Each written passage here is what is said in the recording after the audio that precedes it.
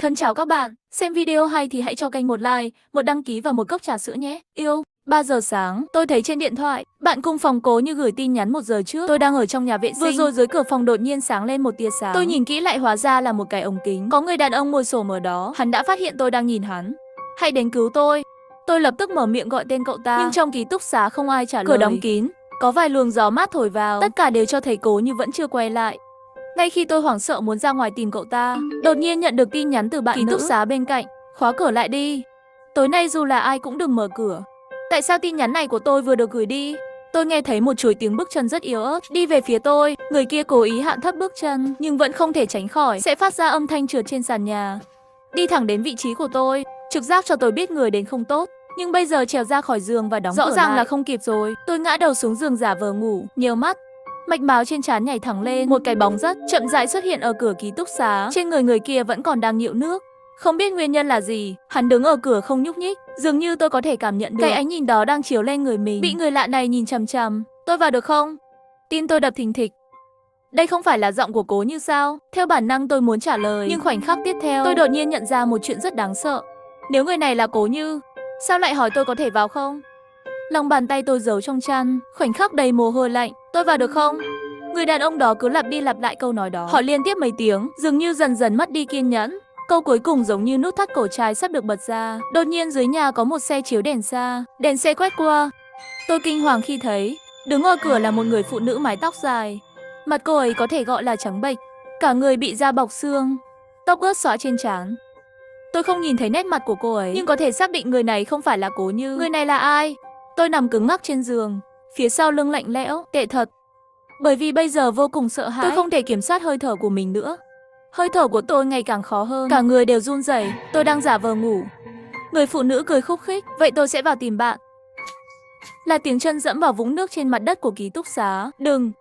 Tôi mất kiểm soát, bật dậy khỏi giường. Tôi lại làm chuyện đó. Ác mộng của người phụ nữ kinh khủng. Lần đầu tiên mơ thấy người phụ nữ này là tôi. Nhắm mắt lại. Cảm giác kỳ lạ, trên trần nhà có một khuôn mặt tươi cười, nhìn chằm chằm vào tôi cho đến khi tôi mở mắt, phát hiện cái miệng của khuôn mặt kia càng ngày càng gần tôi, cuối cùng biến thành một hố đen cực kỳ đáng sợ. Thức dậy gần nửa tiếng rồi, kim giờ chỉ trên đồng hồ là 3 giờ, nhưng tim tôi vẫn đập rất mạnh. Tôi thở hổn hển, sợ đánh thức bạn cùng phòng. Cố Như đến đêm khuya sẽ nghiến răng, nhưng tại sao ký túc xá tối nay rất yên tĩnh? Tôi quay đầu cứng ngắc, cửa phòng ngủ đã mở. Tôi lập tức bị cái gì đánh trúng. Nhanh chóng mở điện thoại, tôi đang ở trong nhà vệ sinh. Vừa rồi dưới cửa phòng đột nhiên sáng lên một tia sáng. Tôi nhìn kỹ lại thì ra là ống kính. Có người đàn ông ngồi xổm ở đâu, hắn đã phát hiện tôi đang nhìn hắn. Hãy đến cứu tôi. Mang tay của tôi gần như bị tắc nghẽn. Tiếng bước chân, dường như đang đến trong bóng tối như đã hứa. Đầu óc tôi đầy hơi, tuyệt vọng lao xuống và khóa cửa lại. Sau đó dựa ở trên cửa, cả người đều run rẩy. Lúc này tin nhắn của bạn thân cũng đến đúng giờ. Khóa cửa lại đi. Tối nay dù là ai cũng đừng mở cửa. Cái quái gì thế này? Đầu ngón tay tôi đang run rẩy, bạn thân im lặng một lúc, quay lại nói, cậu biết đấy, trong cổng rãnh ở phía sau trường học có một cái xác nữ không mặt không? Mặt người phụ nữ đó bị xé toạc, thông tin nhận dạng không thể xác minh, nhưng tớ nghe bạn học phóng viên Đường nói, người phụ nữ đó có một vết sẹo dài trên cánh tay, những lời phía sau cây ấy kéo dài một lát, một vết sẹo chắc bỏng. Cậu cũng biết chứ? Phía sau của tôi lạnh dần. 1 tháng trước, tôi đang uống nước lẩu trong phòng ngủ, qua đường không cẩn thận bị tôi đụng ngã một cái, cánh tay đập thẳng vào. Lúc đó cô ấy rất đau, ánh mắt hung ác như muốn xé tôi. Nhưng khi tôi nói đưa cô ấy đến bệnh viện để kiểm tra, lại lập tức thay đổi ánh mắt, ví như nói mình không sao thì bỏ đi. Vết sẹo đó vẫn chưa được chữa trị kịp thời. Vì vậy, đặc biệt khó khăn, tôi chậm rãi trả lời hẳn là trùng hợp. Cậu muốn thể hiện điều gì? Là trùng hợp à? Tâm trạng của bạn thân rõ ràng là có chút kích động. Tin nhắn của cậu ấy được gửi từng cái một. Cậu không nghĩ là từ khi người phụ nữ đó được tìm thấy sao? Chẳng lẽ giống như là thay đổi một người sao? Hắn mỗi ngày ngủ đêm ra ngoài. Lạ thật, cậu không thấy gì cả à? Cậu không nghĩ là nếu chúng ta che mặt hắn, cậu không nhận ra người này là ai sao? Lời cuối cùng, nó gần như đánh thẳng vào huyết mạch của tôi. Phải, có rất nhiều đêm tôi thức dậy trong giấc mơ, thấy Cố Như đang đứng bên giường tôi, quay lưng về phía tôi. Tôi hoàn toàn không nhận ra cậu ta là ai. Tôi gửi câu này cho bạn thân, hộp trò chuyện hiển thị, thường xuyên đối phương đăng nhập. Bạn thân không biết có chuyện gì. Tin nhắn gửi đi đã bị xóa, thay đổi và những lời tiếp theo của bạn thân khiến tôi rùng mình. Có khả năng nào không? Hắn không quay lưng lại với cậu, mà là kiểu tóc trước mặt. Tôi dường như lập tức trở lại đêm hôm đó. Trong phòng ngủ tối, tôi buồn ngủ nhìn bóng lưng Cố Như, sao dụi mắt rồi lại nằm xuống. Hóa ra lúc đó cậu ta đang bất động nhìn chằm chằm vào tôi. Hắn giấu mặt sau mái tóc, sẽ có biểu hiện gì?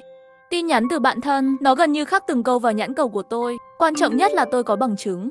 Cố Như thật đang mang thai. Nghe tớ này, đó là lý do tại sao cô ấy. Lý do không để cậu đưa cô ấy đến bệnh viện.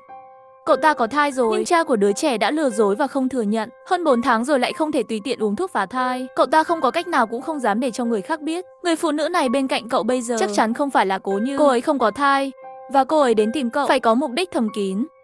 Tớ nghĩ cô ta tới là để rớt cậu. Ngón tay tôi cầm điện thoại run rẩy. Nhưng tôi chưa bao giờ đắc tội với ai. Người này là ai? Tại sao hắn lại muốn rớt tôi? Đánh giá một lúc, bạn thân trả lời, làm thế nào cậu có thể không có tội với bất cứ ai? Không phải đối tượng ngoại tình của bạn trai Cố Như là cậu sao? Có gì đó trong đầu tôi nổ tung. Tôi và người đàn ông mới bên nhau chưa đầy 1 tháng. Anh ấy đến từ trường bên cạnh. Chúng tôi gặp nhau ở một buổi diễn kịch và để lại WeChat cho nhau. Sau đó trò chuyện dần quen nhau, lại cùng nhau đi chơi mấy lần, xác nhận quan hệ. Vâng, tôi không rõ tình hình cá nhân của anh ấy, nhưng với sự hiểu biết của tôi về tính cách của anh ấy làm sao có thể là tên trà nam vứt bỏ Cố Như, mà bạn thân làm sao có thể biết chắc chắn đó là bạn trai Cố Như. Da đầu tôi càng lúc càng căng, nhưng vẫn chưa kịp trả lời tin nhắn, bạn thân đột nhiên vội vàng gửi đến 2 giọng nói. Tớ vừa định đi vệ sinh, thấy một phụ nữ đi về phía cậu. Tư thế đi bộ của cô ta rất cứng nhắc, nghiêng cổ như một bộ xương. Tớ không thể chắc được có phải là người giả mạo Cố Như không, nhưng cô ta trông rất đáng sợ. Cô ta đang đi về phía ký túc xá của cậu. Nhớ tối nay dù thế nào cũng không được mở cửa. Tôi cũng nghe thấy từ hành lang, bước chân tăng tốc.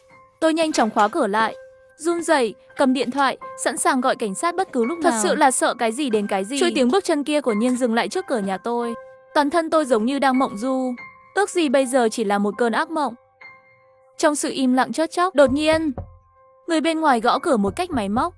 Nhưng mỗi một sức lực đều rất lớn, gần như xuyên qua cửa, đến như trong mơ. Và âm thanh đó, tôi vào được không? Tôi không dám trả lời câu hỏi này, giống như một câu thần chú trong một bộ phim kinh dị. Nếu nhân vật chính có ấn tượng như vậy, sẽ đột nhập mà không bị cản trở. Tôi vào được không?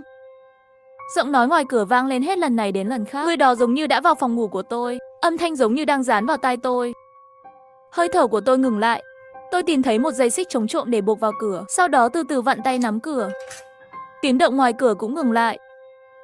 Tôi run rẩy mở ra một khe hở nhỏ, đặt mắt lên trên và nhìn ra ngoài. Điều kỳ lạ là không có gì ở hành lang. Tôi không thấy gì trong bóng tối. Chuyện gì vậy? Rõ ràng một giây còn có người ở bên ngoài gọi tôi. Ngay khi tôi nghi ngờ chuẩn bị đóng cửa lại, đột nhiên một con mắt trắng bệch đột nhiên đến gần. Thật là một con mắt khủng khiếp. Bên trong đầy máu, mắt đen cực nhỏ. Chỉ là một con mắt đã làm cho tôi dường như có thể nhìn. Nụ cười lanh của người ngoài cửa. Tôi hét lên, ngã ngồi trên mặt đất, bất lực. Nhìn một bàn tay sơn móng tay màu đỏ tươi mở cửa ra, từ dưới dây chuyền chống trộm, lắc mạnh tay nắm cửa. Khoảnh khắc này tôi vô cùng sợ hãi, chân tay không nghe lệnh, run rẩy dữ dội. Tôi chưa bao giờ nghĩ tôi sẽ tận mắt chứng kiến một cảnh tượng khủng khiếp như vậy. Ngay khi tôi sắp ngất đi, tôi nghe thấy một giọng nói quen thuộc. Cậu cũng nhát quá đấy. Một cái móng tay làm cậu sợ như thế này. Không biết đánh giá móng ta lão nương mới làm hôm qua. Là giọng của Cố Như. Cô ấy nghe như đang cười tắt thở. Đùa cậu đấy. Sao còn khóa cửa? Trời sắp sáng rồi. Hãy để tôi vào và ngủ lại. Giọng nói của Cố Như lập tức lớn lên. Dường như giọng nói trầm thấp vừa rồi chỉ mang theo buồn ngủ. Mở cửa ra đi. Nhà vệ sinh có một tên biến thái. Cậu không đi đón tôi cũng được. Còn nhốt tôi lại. Cậu có lương tâm không? Ngữ điệu này rất quen thuộc. Là Cố Như đúng rồi. Trò đùa của cậu ta vừa rồi nó làm tôi sợ chết khiếp. Có bệnh. Tôi đã mất cảnh giác. Vừa mắng cậu ta vừa chuẩn bị tháo dây xích chống trộm ra. Nhưng chỉ một giây khi chuỗi chống trộm sắp bị tháo ra, tôi đột nhiên nhớ ra một chuyện. Có lẽ cậu ta bị dị ứng với keo. Người phụ nữ ngoài cửa đang tham lam nhìn ngón tay sắp mở khóa của tôi. Tôi đột nhiên nói, chờ đã, cái gì đằng sau cậu vậy? Người phụ nữ sửng sốt, thời gian xoay người tôi đã nhanh chóng khóa cửa lại rồi. Cậu ta cũng nhận ra không đúng, la hét và đập cửa. Nhưng vô ích. Trời dần sáng lên rồi, cùng với những ký túc xá còn lại truyền đến tiếng mở cửa. Tiếng động ngoài cửa cũng dần dần biến mất. Tôi run rẩy đến 8 giờ mới dám mở cửa. Lúc mở cửa, một tờ giấy rơi xuống đất. Tôi nhặt lên xem, tìm thấy trên đó viết đừng tin Hồ Hương. Đừng uống những gì cô ta cho bạn. Bên trong có chất thay thế, đêm nay cẩn thận. Hồ Hương là tên của bạn thân tôi. Và chất thay thế, không biết có phải vì đêm qua thiếu ngủ nghiêm trọng không? Tôi cảm thấy hơi chóng mặt. Ngay lúc này, Hồ Hương lấy một cốc sữa đậu nành nóng và bột chiên, đi về phía tôi. Tối qua ngủ ngon không? Mắt tôi rơi vào cốc sữa đậu nành kia. Không biết từ khi nào, Hồ Hương rất muốn mang bữa sáng cho tôi. Ước gì tôi không thoải mái lắm. Cô ấy mỗi lần đều ẩn ý buộc tôi phải uống hết sữa đậu nành. Có vẻ như cách đây không lâu, tôi bắt đầu thường xuyên ác mộng của phụ nữ kinh dị. Cô ấy đến trước mặt tôi. Cậu vừa nhìn gì vào cánh cửa vậy? Tôi lặng lẽ giấu tờ giấy đi. Không có gì, đêm qua ngủ không ngon, hơi chóng mặt. Hồ Hương vỗ vai tôi đưa bữa sáng cho tôi. Nhìn bữa sáng này tỏa ra hương thơm quyến rũ, bây giờ khẩu vị của tôi mất hết rồi. Ăn đi, tôi đã xếp hàng lâu lắm rồi. Dưới cái nhìn của cô ấy, tôi uống hết sữa đậu nành rồi. Sau khi Hồ Hương rời đi, tôi lập tức chạy vào nhà vệ sinh và nhổ sạch những thứ trong dạ dày. Tôi để lại cốc sữa đậu nành, chuẩn bị đến bệnh viện làm xét nghiệm, sau đó tách ra và đặt lên bàn giặt. Làm sao cũng không hiểu được chuyện gì đang xảy ra vậy. Hồ Hương muốn hại tôi. Bạn cùng phòng của tôi không phải là bạn cùng phòng thực sự của tôi. Và cậu ta cũng muốn giết tôi. Thật là lố bịch. Ngay khi tôi chuẩn bị rời khỏi nhà vệ sinh, tôi đột nhiên nghe thấy một cô gái rất sợ hãi đang gọi điện thoại cho mẹ. Con cầu xin mẹ, con thực sự muốn về nhà. Bạn cùng phòng của con không thể chịu đựng được con thực sự sợ rằng người phụ nữ đó lại xuất hiện. Đêm qua con khát nước, ra khỏi giường. Khi con đứng bên giường, một đôi tay vươn ra từ dưới gầm giường, ngay lập tức bắt được mắt cá chân của con nói đều là thật. Không phải con không muốn đi học, con thực sự sợ. Điện thoại rõ ràng đã bị cúp, cô gái khóc trong tuyệt vọng. Sao không tin tôi? Con không còn là con ruột của mẹ nữa. Tim tôi đập nhầm nửa nhịp. Tôi nhận ra nó. Cô gái này chính là nhân chứng đã tìm thấy thi thể sau núi. Ngày đó, cô ấy đang đi dã ngoại với bạn cùng phòng. Vô tình tìm thấy một hòn đá, phía sau hình như có người. Cô ấy đi qua nhìn, một bàn tay trắng bệch, mà chủ nhân của bàn tay đã sớm đấu tranh thất bại, chốt đối trong cái cống đó. Ngay lập tức, cô gái lại giống như bị cái gì đó đánh trúng, cười lên. Cô ấy nghiêng cổ liên tục cọ sát tự nói chuyện với chính mình. Tối nay tôi sẽ trốn trong tủ, tôi xem bạn sẽ tìm tôi ở đâu. Muốn giết tôi phải không? Đi nào, tôi sẽ đợi cô. Tôi đợi cậu. Cô ấy như là mất hồn, chỉ chân đi ra ngoài. Ngay khi cô ấy đi ngang qua tôi nắm lấy cánh tay cô ấy. Cô ấy hét lên, nhìn thẳng vào tôi, cậu làm gì vậy? Tôi lúng túng nói quay lại, có vẻ như cậu đã mất hồn. Tự nhủ bàn tay dưới gầm giường là gì vậy? Tối qua tôi cũng gặp phải chuyện rất kỳ quái. Chúng ta có thể trao đổi một chút không? Môi cô gái mấp máy, ánh mắt cô ấy lóe sáng dữ dội. Cậu cũng gặp phải rồi. Nữ sinh dường như nắm được sợi dây cứu mạng cuối cùng, nói nhanh với tôi kể từ khi cô ấy phát hiện ra cái xác đó.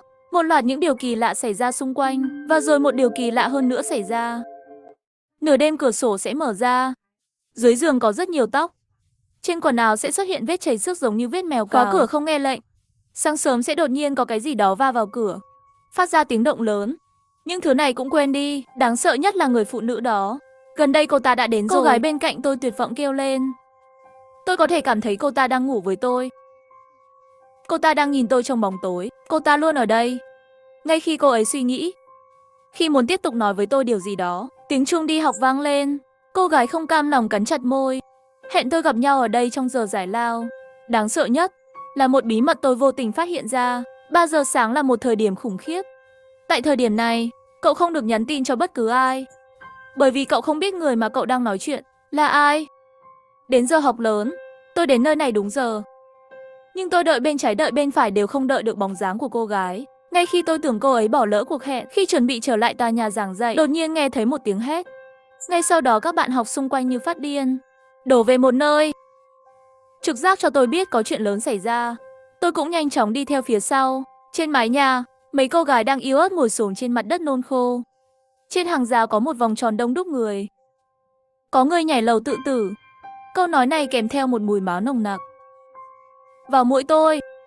Tôi bước vài bước, cảm giác như có gì đó đang kéo tôi ra khỏi cơ thể. Thân thể mềm mại. Tôi mất hồn, đến chỗ hàng rào nhìn xuống. Cô gái nằm ngửa trên mặt đất. Dưới thân là một vũng máu lớn. Cô ấy không mang giày, chân trắng bạch, mắt mở to. Nhìn xuống, cô ấy như đang nhìn tôi. Nhìn thẳng vào tôi. Nạn nhân là cô gái tôi đã nói chuyện sáng nay. Cô ấy chết rồi, người tiếp theo có đến lượt tôi không? Lưng tôi lạnh thấu xương. Trong trạng thái hoảng hốt, tôi nghe thấy tiếng động của giọt nước. Có người đang khóc. Tôi thấy cô ấy mang thi thể đứng dậy. Cô ấy từng bước leo lên tường, cuối cùng trèo qua lan can đến trước mặt tôi. Nhìn chằm chằm vào tôi và nói cô ấy đến cùng tôi không thể trốn thoát. Tiếp theo là cậu. Đến lượt cậu. Ngay sau đó đôi tay đó nắm lấy vai tôi, muốn tôi nhảy xuống cùng. Bản năng sinh tồn khiến tôi nắm chặt đôi tay đó. Tôi không thể chớp. Và trong giây tiếp theo, Tiểu Vũ, em bị sao vậy? Thì ra là Giang Tuyển, bạn trai tôi. Tôi mới phát hiện ra, tôi không biết khi nào tôi đứng trên bàn. Xung quanh có rất nhiều bạn học nhìn tôi. Giang Tuyển kéo tôi xuống, bực bội ôm tôi vào lòng. Em có điên không? Đây là muốn nhảy lầu sao? Không, em chỉ là, đầu tôi lại bắt đầu đau. Sau khi dần dần khôi phục lại thần, phản ứng đầu tiên là nhớ đến lời nói của Hồ Hương tối qua, quay đầu cho hắn một cái tát. Giang Tuyển bị tôi tát thật mạnh, đầu nghiêng hết rồi. Trước mặt nhiều người như vậy, hắn ngạc nhiên và xấu hổ, nhưng vẫn giữ bình tĩnh không tức giận với tôi. Tiểu Vũ, em làm gì vậy? Tôi hỏi anh, tôi lạnh lùng nhìn thẳng hắn. Bạn gái cũ của anh có phải là bạn cùng phòng của tôi không? Tôi nhạy bén bắt được. Quả nhiên khi nhắc đến hai chữ Cố Như, ánh mắt của Giang Tuyển trôi đi một lát. Được rồi, đồ khốn. Tôi lại đá vào chân anh ta. Giận không thể quay đầu bỏ đi. Giang Tuyển đuổi theo phía sau muốn giải thích, nhưng tôi không cho anh ta cơ hội đó. Anh làm Cố Như có thai, sau khi anh làm loạn tất cả mọi thứ, lại ở bên cạnh tôi. Giang Tuyển, anh có ghê tởm không? Tôi và Cố Như là bạn cùng phòng. Anh làm vậy là xem tôi là ai? Tiểu Vũ, nghe anh giải thích. Chuyện không như em nghĩ. Anh và cô ấy đã chia tay từ lâu rồi. Khi ở bên nhau, tụi anh luôn thực hiện các biện pháp an toàn. Đứa bé không phải của anh là thật lòng với em. Đừng có nghe Cố Như nói bậy. Em tin anh đi. Tôi quay lại, nhìn thẳng vào mắt anh ta. Ngày xưa đôi mắt sâu thẳm này làm tôi mê hoặc. Bây giờ tôi chỉ cảm thấy buồn nôn. Giang Tuyển, chúng ta đã chia tay rồi. Tôi đến bệnh viện xét nghiệm cái cốc sữa đậu nành kia. Kết quả rất bình thường. Bạn thân không đánh thuốc cho tôi. Lý do kết thành bạn thân bởi vì chúng tôi đối với nhau đều là thật lòng. Làm sao cô ấy có thể làm hại tôi? Tôi áy náy cầm tờ đơn ngồi ở hành lang, âm thầm mắng người đó để lại cho tôi một ghi chú. Người gây chia rẽ. Khi chuẩn bị rời đi, tôi đột nhiên nghe thấy ở phòng bên cạnh có cuộc trò chuyện giữa cảnh sát và bác sĩ. Lúc đầu tôi chỉ nghe, dần dần cảm thấy rùng rợn. Thi thể phía sau núi là một cô gái mang thai. Nhưng cô ta bị sảy thai không lâu trước khi chết bởi vì bị cưỡng hiếp. Trong túi cô ta có một tờ hóa đơn xét nghiệm bị xé nhỏ. Từ bệnh viện này, bên trong cho thấy thai nhi đã hơn 4 tháng rồi. Hơn 4 tháng, hoàn toàn tương ứng với những gì bạn thân nói. Chẳng lẽ thi thể nữ kia thật sự là Cố Như? Vậy người mà tôi đã sống cùng những ngày này? Tôi không dám tiếp tục nghĩ nữa. Lúc này tôi cảm thấy bóng tối, có một đôi bước chân nặng nề đang tiến về phía tôi. Có người muốn giết tôi, người phụ nữ kinh khủng đó đã ra khỏi giấc mơ. Cô ta đã đến với tôi rồi. Người tiếp theo sẽ là tôi. Tôi liều lĩnh chạy ra ngoài. Khi chạy đến đầu cầu thang, một phụ nữ đeo khẩu trang chặn tôi lại. Tôi xem, chính là bác sĩ đã cho tôi kết quả xét nghiệm. Chạy vội như vậy làm gì? Điện thoại đều để lại rồi. Cầu thang trống rỗng vang vọng giọng nói dịu dàng của cô ấy. Người phụ nữ cao, gầy có chút quá đáng. Mùa hè, cô ấy được đóng gói nghiêm ngặt. Ngay cả cổ cũng không lộ ra. Cảm ơn, tôi sửng sốt trả lời. Thay vào đó vội vã đi xuống cầu thang. Cầu thang này hình như rất dài. 4 tầng, tôi thở hổn hển. Ngay khi khó khăn lắm mới đến tầng 1, đột nhiên tôi nhìn thấy một bóng người quen thuộc. Đồng tử của tôi đột nhiên co lại. Người đó có một mái tóc xoăn dài màu nâu sóng lớn, mặc áo khoác trắng, cầm túi hai tay. Người phụ nữ đang cười và nói chuyện với một đồng nghiệp.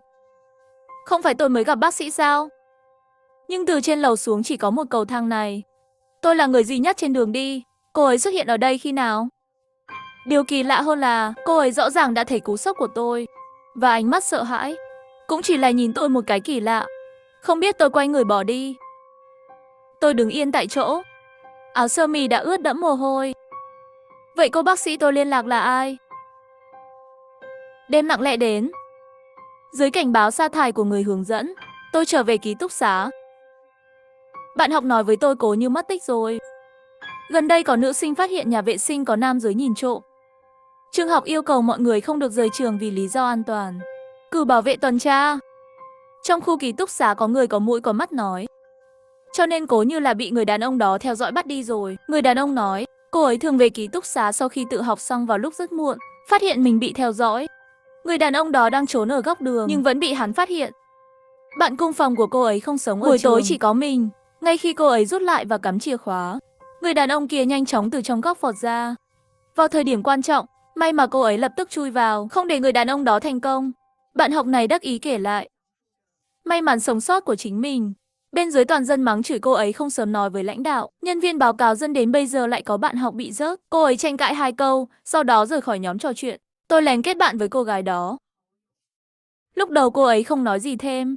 Nhưng theo lời cầu xin lặp đi lặp lại của tôi, cô ấy nhớ lại người đàn ông đó rất cao và khỏe. Có một nốt ruồi đen lớn bên cạnh mũi, loại có thể nhìn thấy trong nháy mắt, rất rõ ràng. Không biết tại sao, nghe mô tả của cô ấy, tôi có một cảm giác quen thuộc. Một người đàn ông cao lớn mạnh mẽ, có một nốt ruồi đen lớn bên cạnh mũi. Người này hình như có chút quen thuộc. Nhưng tôi đã thấy nó ở đâu? Tôi nằm trên giường với đôi mắt mở to. Những gì xảy ra trong ngày khiến tôi không thể ngủ được. Đồng hồ tích tắc qua. Chờ tiếng chuông chậm lại vang lên. Tôi chợt nhận ra đã 3 giờ rồi. Ba nghe cô gái đã cảnh báo tôi. Đó là một thời điểm khủng khiếp. Đừng gửi tin nhắn cho bất cứ ai vào giờ này. Bởi vì tôi không biết người đối diện điện thoại là ai. Tinh thần tôi dần dần căng thẳng. Đúng lúc kim đồng hồ chỉ đến 3.